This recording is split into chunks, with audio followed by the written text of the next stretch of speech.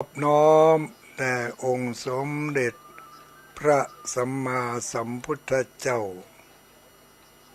ขอน้อมอภิวาทพระสัทธรรมเจ้าขอน้อมนมัสการพระอริยสงฆ์เจ้า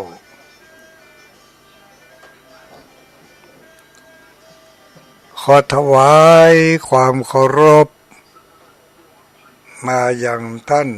พระคุณเจ้าท่านเจ้าคณะพระสังฆาธิการท่านครูบาอาจารย์พระสงฆ์องค์สังฆเจ้าทุกรูปทุกตนทุกองค์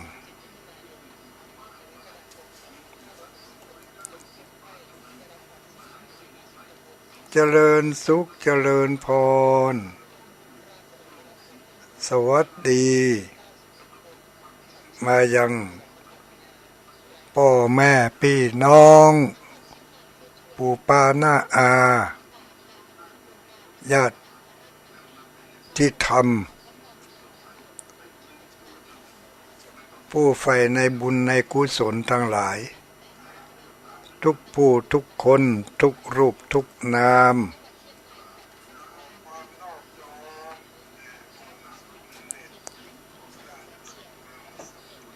สำหรับในค่ำคืนวันนี้เป็นคืนวันจันทร์ญาติโยมสาธุชนเราทั้งหลายทุกผู้ทุกคนคืนวันจันทร์วันนี้เป็นวันพระโดยเป็นวันพระวันศีลเดือน10เหนือเดือน10แรกเดือน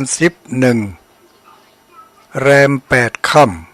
ำเดือน10แรม8ค่ำวันนี้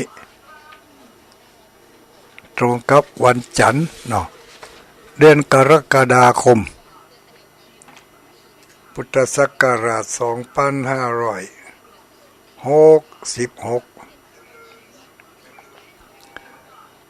หมู่เฮาญาติโยมสาธุชนผู้ใฝ่ในบุญทั้งหลาย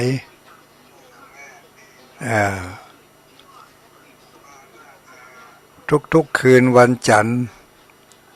ทุลุงดอยจะได้มาอยู่เป็นเพื่อนเป็นกู้เป็นกิมแก้ง่อมแก้เหงาพร้อมกันนั่นก็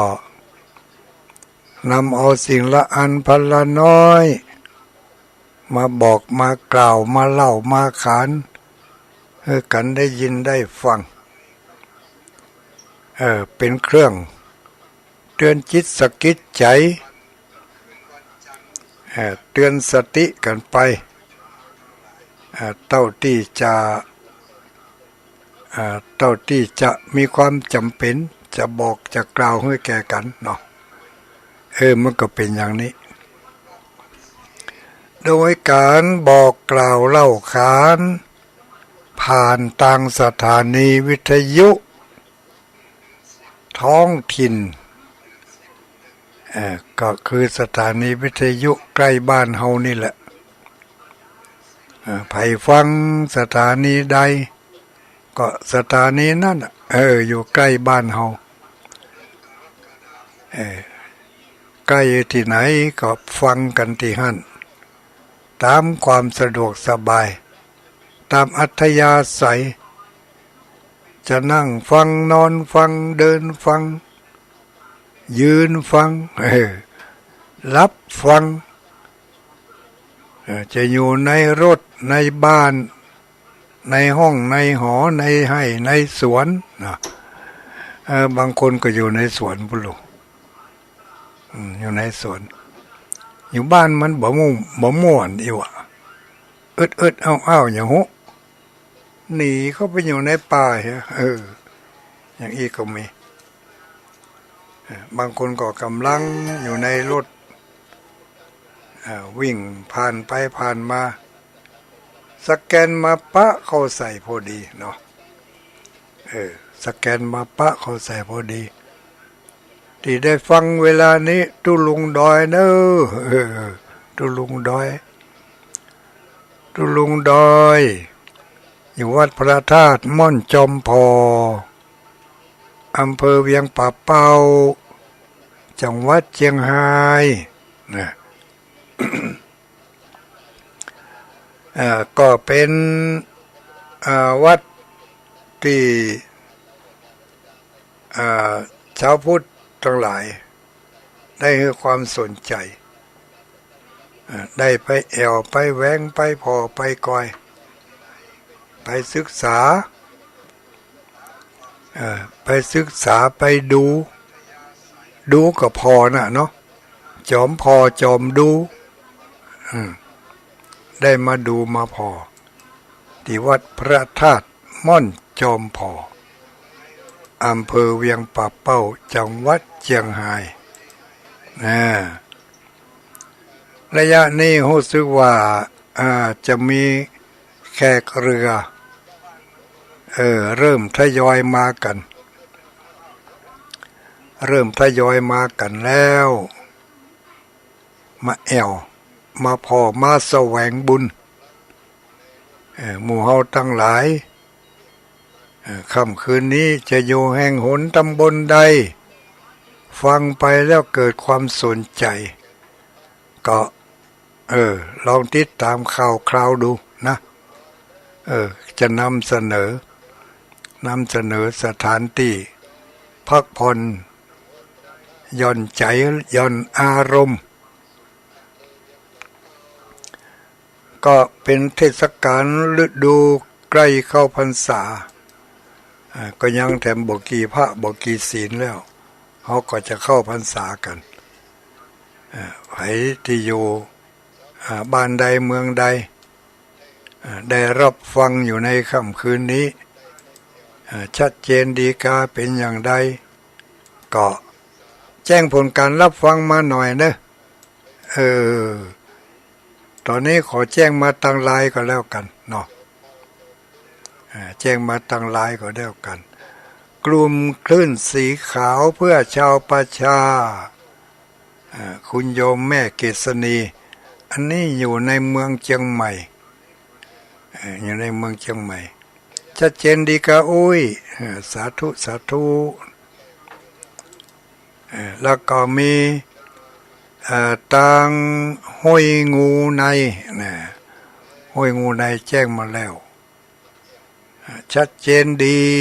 ฟังอยู่ปะเมียดสันทรายเชียงใหม่อยู่ปะเมียดก็อยู่ในหมู่เนอะแต่ว่าหันอยู่กรุงเทพปุ่นวันนี้มาบ้านสันทรายแล้วก็เนาะชัดเจนดีฟังอยู่นะก็อนุโมทนาฟังจนจบเนอะฟังจนจบถ้าฟังบ่จบนี่ขาดทุนนะขาดทุนที่อุตส่าห์เปิดวิทยุฟังเนาะสถานีใดถ้าแจ้งสถานีโดยได้ซ้ำดีฟังจากสถานีได้นะเนาะไผ่ฟังตั้งไลน์ฟังตั้งวิทยุสถานีวิทยุท้องถิ่นแจ้งมาให้ทราบหน่อยอยู่บ้านไหนเมืองไหนฟังสถานีวิทยุได้เจ้าของสถานีเพื่อจะได้ดีอกดีใจที่หมู่เฮาทั้งหลายได้ยินได้ฟังจากสถานีของเปิ่นอำนวยความสะดวกให้เนาะมาถึงป่านนี้แล้วโอ้หลายขวบหลายปีดีดักกาตุลุงนี่ได้กี่ปีแล้วเนี่ยได้กี่ปีละที่มาพบปะกับญาติโยมทั้งหลายตั้งแต่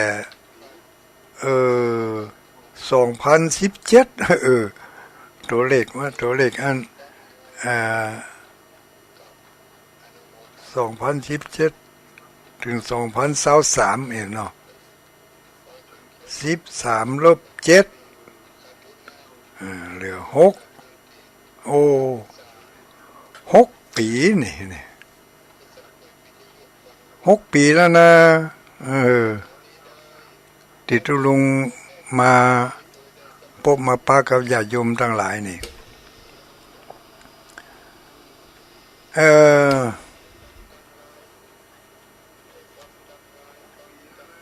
บอกว่าฟังสถานีใด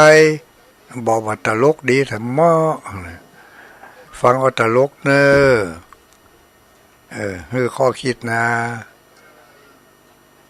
แต่ว่าอยู่กรุงเทพวันนี้อยู่สันซ้ายเนาะ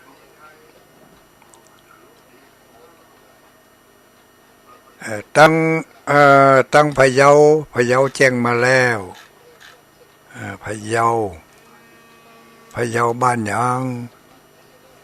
พะเยาบ้านหยังก็ลืมชื่อพะเยาบ้านนั่นน่ะพะเยาฟังสถานีได้พะเยาคนรักพะเยากะว่าที่ไหนชัดเจนดีอนุโมทนาอันนี้เวียงป่าเป้าแจ้งมา1 รายฟัง103.50เจ้าอนุโมทนา103.50พะเยาแจ้งมาว่าฟังจากคนรักพะเยาคลื่นสีขาวเพื่อชาวประชาอันนี้อันนี้ใจอันนี้แก่งโหแก่งโหเนาะห้วยงูในวันที่13เตรียมเต็มที่เนอะแหมเดือนเนาะตั้งห้วยงูในตั้งบ่อน้ำมันฝางตั้งวัดพระบาทอุดมอันนี้ก็จะได้ปากันห้างต้องห้างต้องไปฉันเข้าตอนกันปุ่นหน่อยนะวันที่13สิงหาพุ่นก่อนเนอะยังเหมือนอยู่เข้าภาษาไปแล้วเก็บหัวหนึ่งโหไว้ดีๆเก็บหัวหนึ่งโหไว้เก็บหัวหนึ่งโหไว้วันที่13สิงหาเก็บหัวหนึ่งโหไว้เนอะปุ่นวัดพระบาทอุดมชัดเจนเจ้าอนุโมทนาสาธุวันที่ก่อนจะถึงวันที่13สิงหานี่เฮามีวันที่15นี่กันเนาะวันที่15นี่วัดตงโปงอำเภอเมืองปานจังหวัดลำปางอำเภอเมืองปานจังหวัดลำปางนี่เป็นจะได้ทำพิธีจวนกันรักษาอนุรักษ์ประเพณีโบราณโดยการฟื้นฟูการรอเตียนฟื้นฟูการรอเตียนพรรษาประจำปี2566นี่จะรอกันที่วัดต้งโป่ง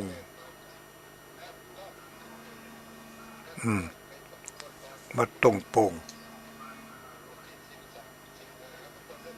ก็ตั้งแต่มาง่ายไปเนอะตั้งแต่มาง่ายไปมาง่ายไผไปเจ้าก็ไปกินก็ง่ายเอาปุ่นไผไปขวายก็ไปกินข้าวตอนเอาปุ่นก็แล้วกันเนาะที่วัดทุ่งโป่งมีถึงมาตอนมาง่ายอาจจะห้องต้องมาตอนมาง่ายเนาะมาตอนนี้ก็จะมีกับข้าวกับป่าจากบรรดาญาติโยม ตั้งหลายได้เอาปลากันเอาไปเปาะไปหอมไปเปาะไปหอมกันไผมีไผ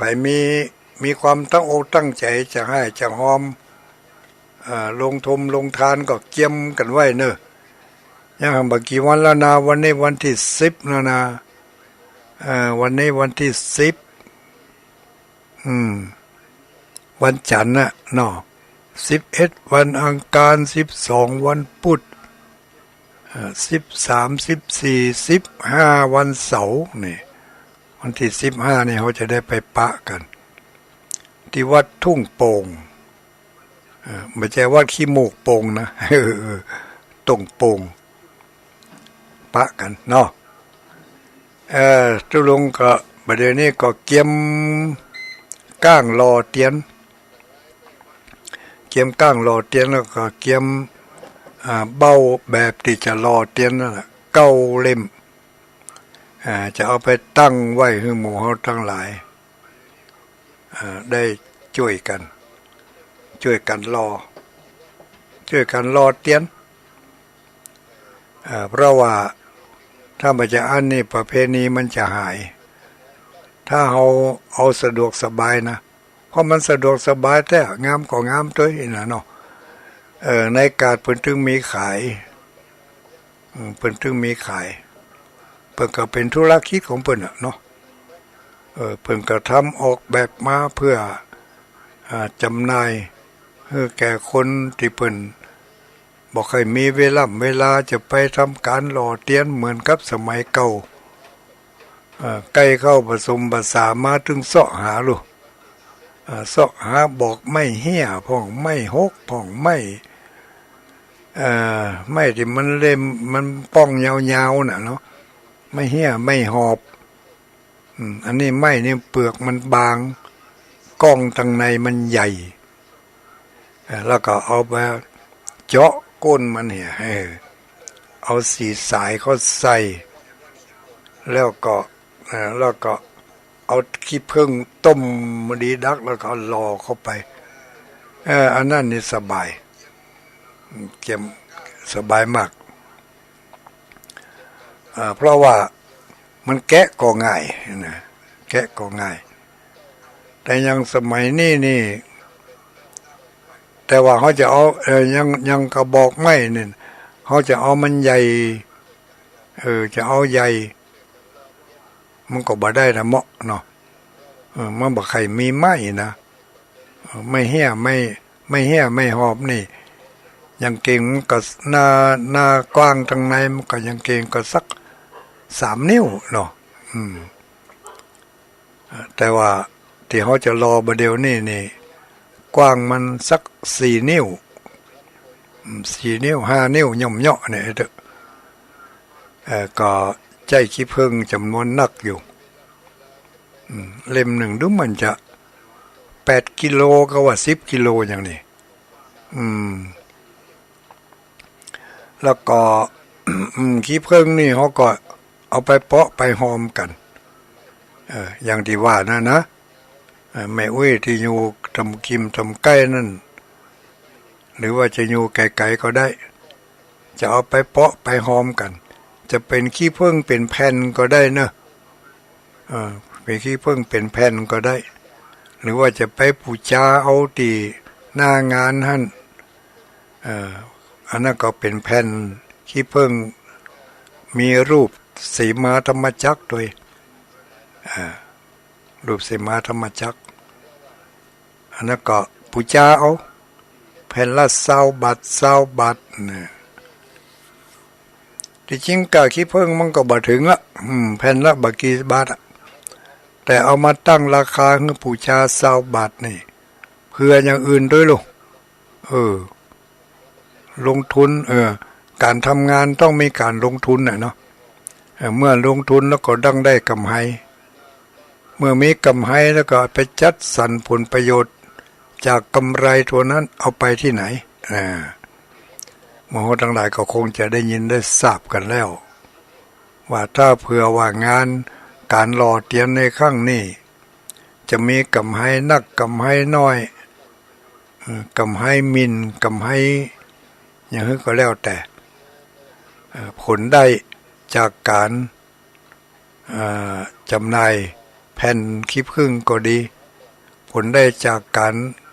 ที่ญาติโยมทั้งหลายไปใส่ยอดใส่ปลายก็ดีเขาก็จะเอารายรับอันนั้นไปบำรุงสนับสนุนการเผยแผ่พระพุทธศาสนาการเผยแผ่น้ำธรรมคำสอนบำรุงสถานีวิทยุวิทยาลัยเพื่อการศึกษาของมหาวิทยาลัยมจลลำปางนี่เนาะอย่างมาเดี๋ยวนี้ญาติโยมบางคนก็ฟังสถานีลำปางนี่แหละสถานีวัดบุญญาวาสลำปางนี่เนาะสถานีวัดบุญญาวาสลำปางนี่อันนี้เป็นสถานีที่เปิ้นบ่มีงบที่จะ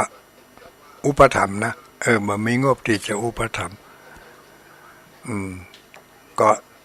ดำเนินบริหารกันโดยวัดใจใส่กันน่ะเนาะผู้บริหารหรือว่าผู้ที่ทำงานนั่นทำด้วยความสมัครใจเป็นอาสาสมัครมันใจกับสมัครใจเนี่ยอย่างเดียวสมัครใจที่จะให้จะหอมกันโดยวิทย์เหนือขาดใต้ก็เอามาให้มาหอมกันเอามาเปาะมาหอมกันบางทีก็ไล่เบี้ยกันเก็บกันนี่นะเดือนนี้จะได้จ่ายกับอันนั่นต่ออันมีผู้บริจาคมาเต้าอี้วิทย์ไปทำเต้าอี้หมู่อาสาสมัครหมู่เจ้าหน้าที่หมู่คณะครูบาอาจารย์ทั้งหลายเพิ่งก็ไล่เก็บขอกันทางทุกท่านทั้งหลายเรานั่งก็แบ่งคิดแบ่งใจแบ่งปันกันเพื่อประคับประคองให้สถานีอยู่ได้ก็น่าหันอกหันใจเนี่ยทีมงานการเผยแพร่ทางคลื่นสีขาวของเรานี่มีพระที่เป็นพระเผยแพร่หลายรูปหลายตนหลายองค์รวมไปจนถึงพี่น้องเจ้าบ้านเจ้าหน้าที่ตัวก็มีความหันอกหันใจทางด้านนี้ก็จึงด้วยความยินดีเนาะที่จะเข้าไปช่วยจะช่วยได้นักได้น้อยหมดได้ก็ความสามารถมีหมดได้ก็ช่วยไปจนเต็มความสามารถอันนี้ก็จะได้จากการกำให้เมื่อหักทุนกาใช้จ่ายอย่างเสร็จเรียบร้อยแล้วได้กำไรเท่าไรแล้วก็เอาไปสนับสนุนส่งเสริมทางสถานีวิทยุที่ลำปางนะสถานีวิทยุวัดบุญญาวาสเป็นของวิทยาลัยเพื่อการศึกษาว่าบ่ใครถูกบ่ใครตัดใครแม่นนะเว้ยแล้วก็อีกส่วนหนึ่ง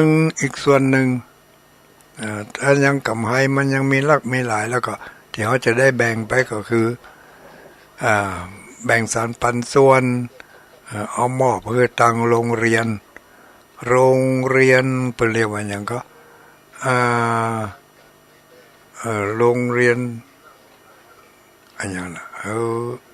อันนี้มันไม่ได้อ่านให้ดีแล้วก็เอามาว่าจะนี่ก็โรงเรียนในชนบทที่บ่อยากจะยุบโรงเรียนแต่ก็ต้องจำเป็นต้องทำการสอนโรงเรียนขนาดเล็กอีกเนาะทำการสอนแล้วก็ต้องจ้างบุคลากรครูมาช่วยสอนครูที่จ้างมานี่ก็ไม่ใช่ว่าจะได้จ้างได้กาจ้างอย่างกับทางรัฐเป็นฮื้อมานะ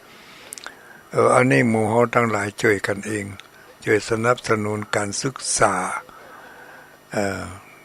ก็ทุกที่ทุ่มติ้มกันไปจนกว่าจะไปหลอดถ ตลอดรอดฟังไปถึงไหนก็อยู่ที่ความสามารถกำลังแห่งของหมู่เฮาทั้งหลายจะช่วยกันได้ปีหนึ่งก็จัดกิจกรรมอย่างหนึ่งปีหนึ่งก็จัดกิจกรรมอย่างหนึ่งก็เอาเลี้ยงไปเลี้ยงกันไปครูบาอาจารย์ที่ไปสั่งไปสอนไปแนะนำหลักวิชาการต่างๆก็เนี่ยเหมือนกับหลักสูตรของทางรัฐบาลทุกประการการสอบการอย่างก็เหมือนอัดใจหลักสูตรใจข้อสอบของทางหน่วยงานของรัฐมีการวัดเกณฑ์ความรู้ความสามารถอย่างต่างๆก็ใจระบบของทางราชการเข้าไปจับเป็นตัวจับแต่ว่าครูเหล่านั้นคุณครูเหล่านั้นทำด้วยจิตอาสาด้วยความสมัครใจด้วยความสมัครใจแต่ถ้าบ่ฮื้อเห็นเลยเพิ่นก็จะได้ต้องคนเฮามันบ่จะตันเหมือนขาเนาะมันต้องกินต้องใจต้องสะพะสะเปดการดำรงชีพเป็นอย่างนี้ก็จึงได้ทางพระสงฆ์ของเขาก็จึงได้ยื่นมือเข้าไปช่วยเข้าไปช่วยประคับประคองเพื่อความอยู่ได้และความอยู่รอดความเป็นไปได้ของอนุชนรุ่นหลังที่เขาจะเกิดใหญ่ขึ้นมาเป็นผู้ที่เป็นคนดีเป็นคนที่ชาติบ้านเมืองต้องการในวันข้างหน้าเนาะก็เป็นการโพดค้นญาติโยมทั้งหลายโพดผายผู้ที่โอกาสน้อยให้ได้มีโอกาสทางการศึกษาได้ทัดเทียมกับผู้ที่เพิ่นมีโอกาสนักนี่กันเนาะก็ช่วยกันอันนี้ก็ส่วนหนึ่งเนาะอันเนี้ยที่ก็จะได้กำหุ้มกำให้รายได้เมื่อสิ้นสุดโครงการนี้พอถึงวันที่15ป๊บเขาก็เป็นอันว่าโครงการที่จะมาประชาสัมพันธ์บอกกล่าวการที่ออก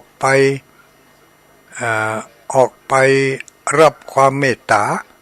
จากผู้ที่มีความอินดูสงสารออกไปรับผ่องบอกให้ส่งมาตังโอนเข้าตังบัญชีของธนาคารผ่องเนี่ยอันนี้ก็เป็นการบอกกล่าวให้หมู่เฮาทั้งหลายได้ฮู้พอถึงวันที่15มาพบนี่โครงการนี้ก็จะปิดลงพร้อมๆกันกับเตียนเก่าเล่มนั้นสำเร็จเสร็จสิ้นบริบูรณ์ก็เป็นอันว่าสิ้นสุดโครงการนี้ประจำปี2566แต่ว่ากิจกรรมต่อเนื่องยังบ่สิ้นสุดเฮามันเป็นนักบุญเนาะอิ่มบุญอุ่นใจถึงไหนถึงกันอีกเนาะอันนี้คำขวัญสโลแกนของตุ้ลุงดอยลูกอิ่มบุญอุ่นใจถึงไหนถึงกันบ่สิ้นสุดเขาเท่านั้นช่องทางแห่งการรับบุญยังไม่เปิดท่าเฮาอยู่อันนั้นก็คือวันที่13สิงหาเฮาก็ไปรับบุญแถมต่อหนึ่งเนาะไปรับบุญแถมต่อหนึ่งเพิ่นใกล้ๆเพิ่นก็ว่าก็ย่ำกันตอนนี้ก็เกริ่นให้กันฟังไปก่อนวันนี้วันที่10วันจันทร์ที่10เดือน10เหนือแฮม8ค่ำแต่เจ้าเนี่ยก็มีคนมาวัดมาวากันหลายผู้หลายคนอยู่แต่ละวัดแต่ละวาก็บัดเดี๋ยวนี้ก็เริ่ม ปิกกันเข้ามาละเข้ามาสู่วัดสู่วามาเป็นมาเสาะหาติเปิงตั้งใจมันเป็นความจำเป็นญาติโยมเฮาทั้งหลายทำงานมาตลอดสัปดาห์7 วันเนาะก็7 วันก็มีวันหยุดสักวันจะได้ว่าต้องหยุดหยุดเพื่อพักเซาเอาแหงเพื่อจะได้มีโอกาสทำในวันต่อไปอันนี้ก็หยุดเพื่อพักเซาเอาแหงเนาะถ้าบ่เอาบ่หยุดบ่ยั่งให้เลยเนี่ยเขาจะบ่มีแหงที่จะทำในวันต่อไปนะบ่มีแหงในวันเดียวที่ว่าจะทำในวันต่อไปเพราะจะอ้างก็ต้องหยุดการทำงานทางร่างกายเนี่ยหน่วยงานราชการต่างๆเพิ่นก็มีวันหยุดสัปดาห์ละ2 วันวันเสาร์ก็หยุดวันอาทิตย์ก็หยุดอย่างหยุดเพื่อให้สมองมันปลอดโปร่งถ้าทำโดยบ่มีหยุดนี่มันตื้อบางทีก็มึนตึบไปเลยนะเพราะมันมีช่องว่างมันมีช่องว่างให้เกิดความคิดใหม่ๆหมุนอยู่ที่เก่านะติ้วติ้วติ้วติ้วติ้วลูกเจ้ามาก็เก็บตัวไปค่ำมาได้ก็ปิกเข้าบ้านมานะลูกเจ้ามาก็ไปค่ำมาก็ปิกทำอยู่อย่างนี้ถึงวันโธ่มันก็ติ้วติ้วติ้วติ้วมืดตื้อสมองบ่ได้มีจังหวะพักผ่อนหยุดหย่อนให้กำแล้วจิตใจก็บ่ได้มีหยุดมีหย่อนหาจังหวะหาช่องว่างหาเวลาให้แก่ตัวเอง7 วันหาเวลาให้แก่ตัวเอง2 วันแหม5 วันนั้นทำงานเพื่อคนอื่นทำงานเพื่อคนอื่นในที่นี้นี่นอกจากจิตใจของเฮาไปแล้วนะเป็นคนอื่นหมดอย่าโยมทั้งหลายภาษาปรมัตถ์นะภาษาปรมัตถธรรมต้องบำเพ็ญประโยชน์เพื่อตัวเองต้องหาช่องหาทางให้แก่ตัวเองพ่องเฮามุ่งแต่คนอื่นนักล่ำไปโดยที่ว่าลืมตัวเก่าไปปุ้นกั้นพังงาบใกล้จะตายแล้วบ่แล้วน่ะเปิ่งไผบ่ได้แล้วบ่กำนั่นน่ะก็นั่นก็เวิ่งว่างควายคว้าแล้วนี่กำนั่นน่ะเสาะหาที่จังที่เปิ่งที่ไหนก็บ่ได้เกาะไหนก็วิทย์เปียไหนก็ว่ามจะกึดถึงพุทโธก็กึดบ่ออกจะกึดถึงของกินของทานก็กึดบ่ออกก็นั่นก็ปุ่นน่ะก็ปิวเวิกลงปุ่นน่ะลงที่ไหนลงที่ไหนโมโหมันน่ะเราเปรียบเทียบว่าง่ายๆก็แล้วกันเนาะสมมติว่าเขาเข้าไปในห้องน้ำเนี่ยตอนที่เขากดน้ำลงสักโคกด้วยนะเวลากดปุ๊บน้ำมันจะออกโซ่ไว้แล้วเนาะแล้วมันก็หมุนติ้วลงไปปุ่นอ่ะโซ่เขาลกคกนี่ญาติโยมทั้งหลายตอนที่เขาใกล้จะตายเหมือนเดียวกันจิตใจมันจะหมุนติ้วอย่างนั้นอ่ะถ้าเขาไม่ที่เกาะที่จังที่เปิ่งบ่เคยฝึกบ่เคยหัดเอาไว้มันก็ปุ่นก็ติ้วลงปุ่นก็เขาลุ่มท่มเนาะลงไว้ที่ไหนหมู่นะแต่ถ้าหากว่าเขาเคยฝึกเคยหัดมาพ่องแล้ว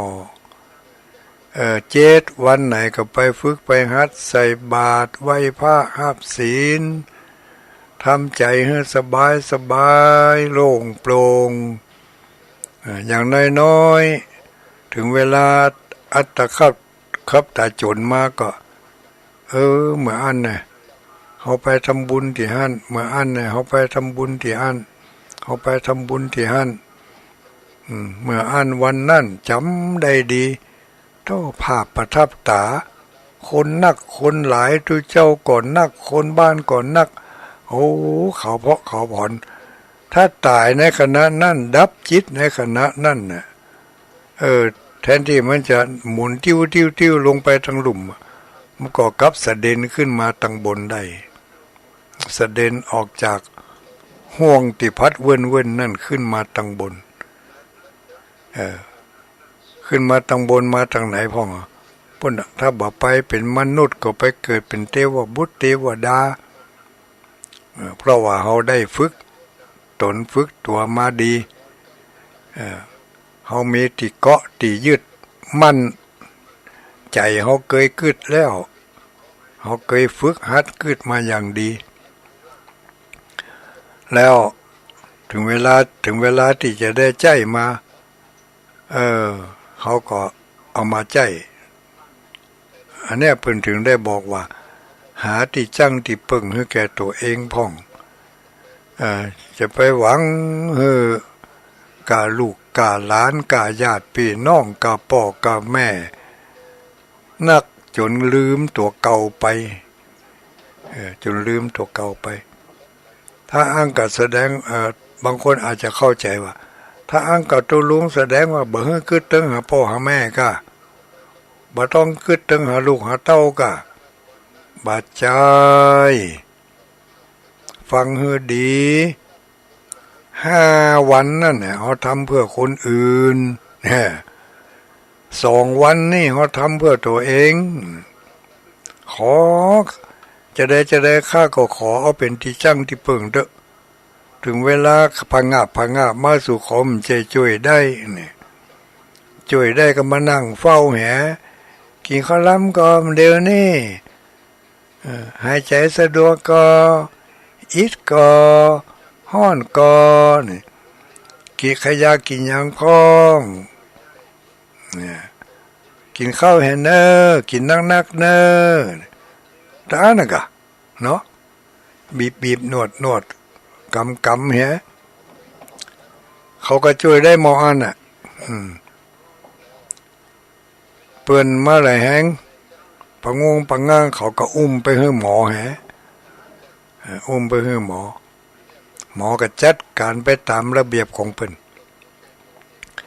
ส่วนที่เขาจะสบายอกสบายใจที่เขาจะโป่งตกได้นั่นอันนี้นี่ถ้าเขาโป่งตกได้เขาตายในเวลานั้นจิตใจของเขาก็จะไปสู่ในสุคติที่หวังเพราะว่าบ่ได้กังวลบ่ได้ห่วงใยบ่ได้ห่วงหาอาวรณ์อย่างเพราะเขามีที่จังที่ปึ่งตัวเขาได้เต็มที่พอเขาฝึกมาแล้วก็จะเป็นที่จังที่ปึ่งแก่เขาเพราะฉะนั้นจะไปลืม7 วันไหนก็ไปวัดสักวันหรือบางอันก็หาโอกาสเมื่อเปิ่นมีโอกาสก็ไปฟังเทศน์ฟังธรรมไปฟังเอาความคืดคำหันจากที่เปิ่นได้นำเสนอเอามาลองเอามาคืดพออย่างที่แต่เจ้าไปที่บ้านโป่งเทวีเนี่ยนะอาจารย์บรรยงพระครูอภิวัตรนี่เปิ่นก่อนเปิ่นจะเทศน์ทำเปิ่นก็ให้เฮาทั้งหลายกระตุกเฮาให้กึดถึงพุทธภาษิตภัยไข้โป้นตุกต้องคาถาเนยแต่เปิ่นบอกว่าต้องคาถานะถ้าเป็นทุลุงนี่จะเขท่องคาถาที่นี่ก็ภัยไข้โป้นตุกให้ว่าอย่างนี้อย่างก็ที่เปิ่นว่าเจ้าวิลิเยนะทุกขมัจเจติเห็นเนาะถ้าเจ้าเป็นว่าอย่างนี้หมู่เฮาทั้งหลายจำได้ก่อนนั้นพูดถึงแต่เจ้าแล้วคนที่อื่นไปหู้เรื่องเนาะที่เพิ่นฟังทั้งอื่นทั้งไกลบ่ได้เท่าความอย่างให้เพิ่นฟังนี่วันนี้วันที่10ญาติโยมทั้งหลายพุทธบริษัทพ่อแม่พี่น้องที่ฟังอยู่ท ที่อำเภอเวียงป่าเป้านี่แต่เจ้ามีกิจกรรมงานบุญงานบุญธรรมสัญจรธรรมสัญจรนี่ก็คือธรรมสัญจรก็คือเตดเอาทำไปแอวไปแอวเตดทำหรือไปแอวฟังธรรมไปแอวฟังธรรมธรรมสัญจรไปแอวฟังธรรมแต่เจ้านี่ไปแอวฟังธรรมกันที่วัดบ้านโป่งเทวีตำบลบ้านโป่งอำเภอเวียงป่าเป้าจังหวัดเชียงรายมีหัววัดหัววาต่างๆเปิ่นกับปาศรัทธาญาติโยมเปิ่นเข้ามาร่วมฟังเทศน์ฟังธรรมกันฟังธรรมสัญจรคือฟังไปแอวฟังธรรมกันเนาะก็มีศรัทธาญาติโยมปากันไปแอวฟังธรรมกันมากหน้าหลายตาเนอะโอ้หนักแก่เก้าอี้จัดเตรียมไว้บ่เพียงพอถูกได้เอามาทำไมเอามาเสริม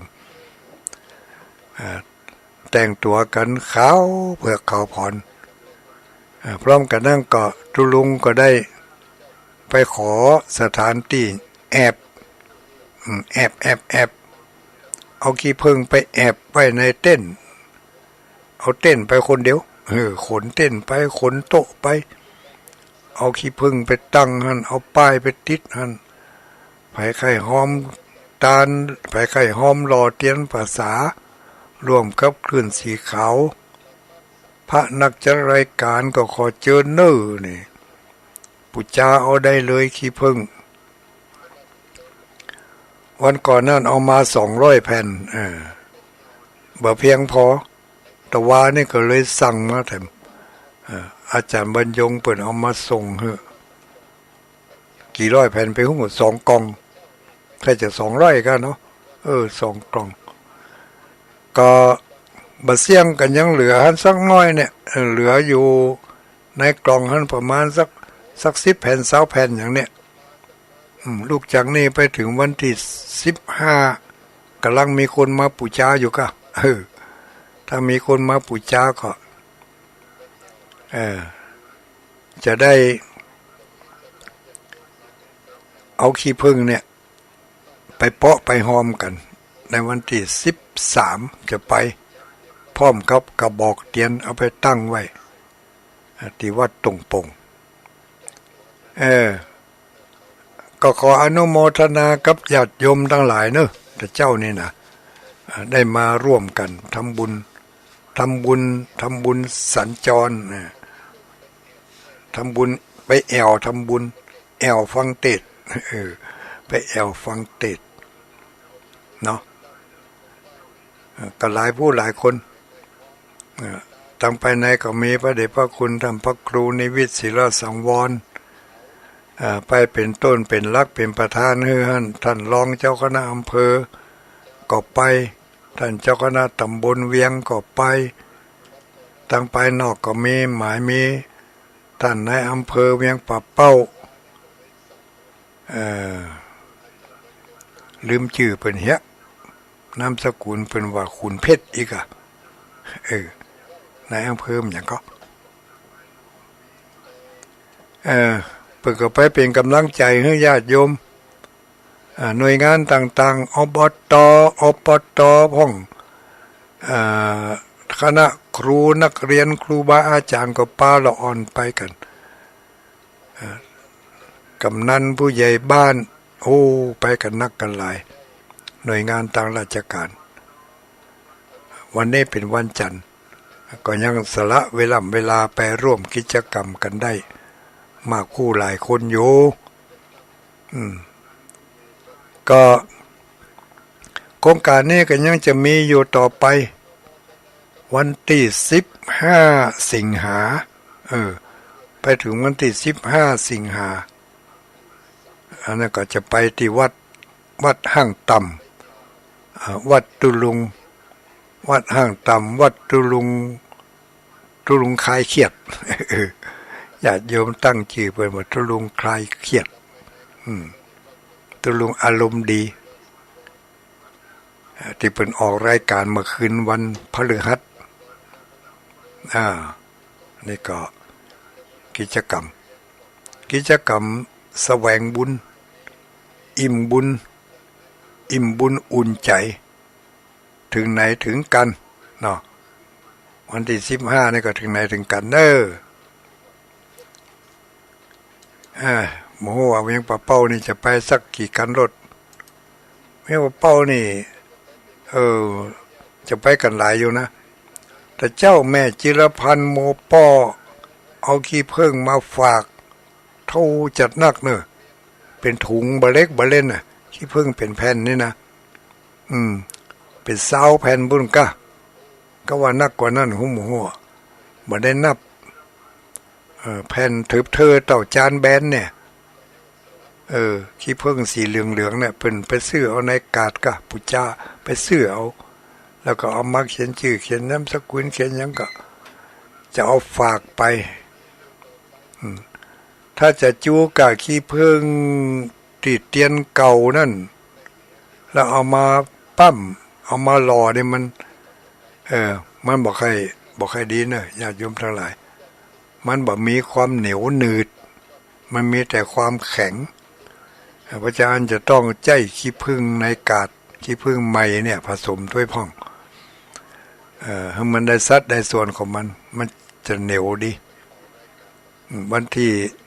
15นี่ฮู้กันเนาะเขาจะได้ไปร่วมกันไปหล่อเตียนก็อย่าลืมเนาะใครมีข้าวต้มข้าวหนมน้ำส้มน้ำหวานผลหมากหลากไม้เอาไปเปาะไปหอมกันเอาไปเลี้ยงกันให้อิ่มดำสำราญเบื่อมันหิวเนาะแต่สำหรับผู้ที่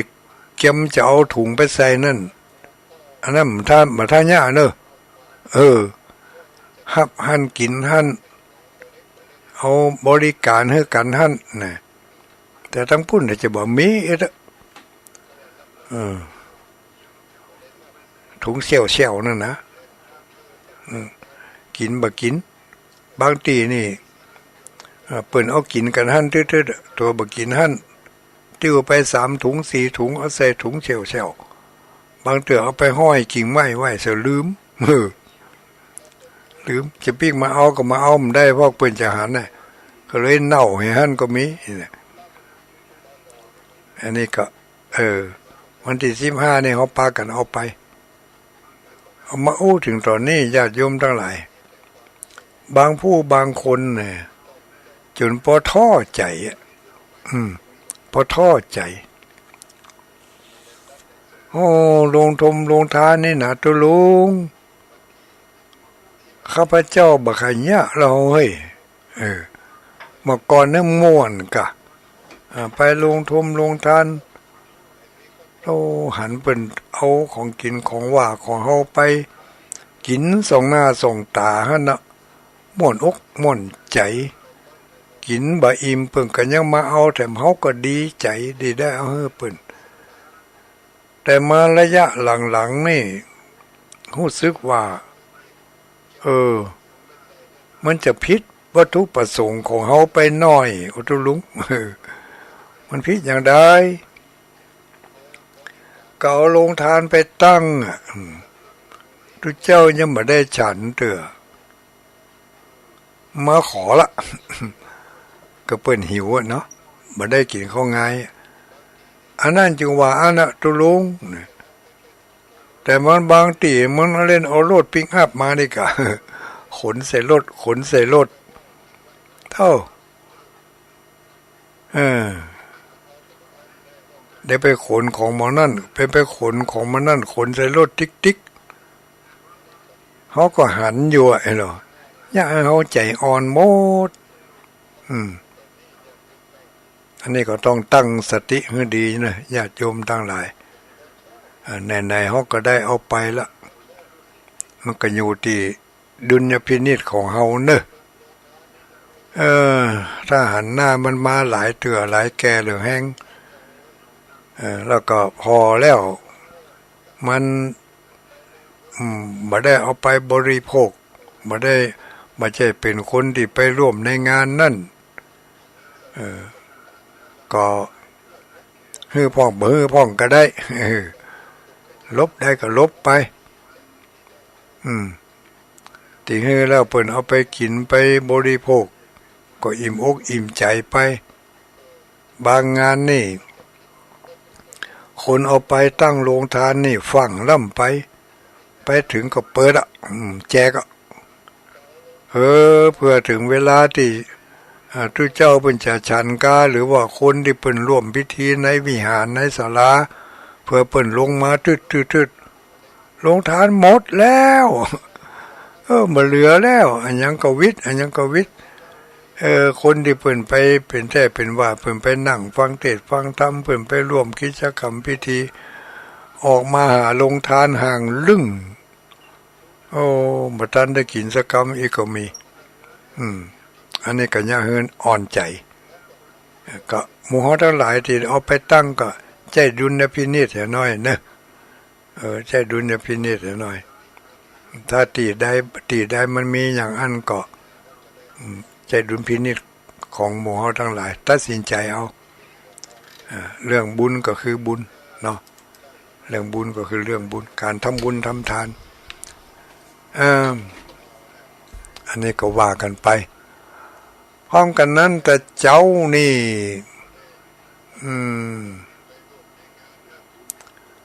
แต่เจ้านี่ก็มีญาติโยมเป็นไปร่วมทำบุญทำทานกันก็หลายอยู่เนอะบางพ่องก็ใส่ซองหอมเนี่ยใส่ซองหอมไปอย่างแต่เจ้านี่ก็มีไผที่เพิ่นฝากไปมีคุณโยมแม่ป้านิดโยมแม่ก็แม่ป้าก็ป้าโยมแม่ป้านิดโยมแม่ป้านายผู้ประเสริฐอันนี้ก็ฝากสตางค์ไป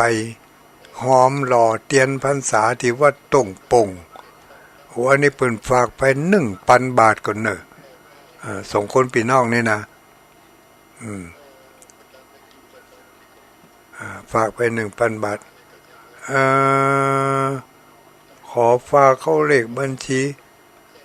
เอาเลขบัญชีเปิ่นเนอะเอาเลขบัญชีเปิ่นเลขบัญชีของตั้งต่งปงปุ่นนะก็ว่าจะเอาเลขบัญชีของตุลุงของตุลุงประเด็นนี้มันก็ขำอยู่นี่หลายผู้หลายคนอยู่ยังไม่ได้โอนให้เปิ่นเถอะนี่บางพ่องเปิ่นก็โอนเข้ามาอย่างตั้งคุณโยมแม่ตั้งพะเยาเนาะตั้งพะเยาพ่องตั้งเมืองพานพ่องนี่เปิ่นก็ฝากเข้าบัญชีมาก็จะเอาไปโอนให้เปิ่นอยู่เนอะแม่จิรพันธ์โมป้อเอาขี้พึ่งฝากตุลุงดอยไปรอ7 กิโล7 กิโล100 กว่าแผ่นตุลุงว่า20 แผ่นวะไปตีราคาเป็นต่ำลำไปติ้วพอจะบอกแป้ไม่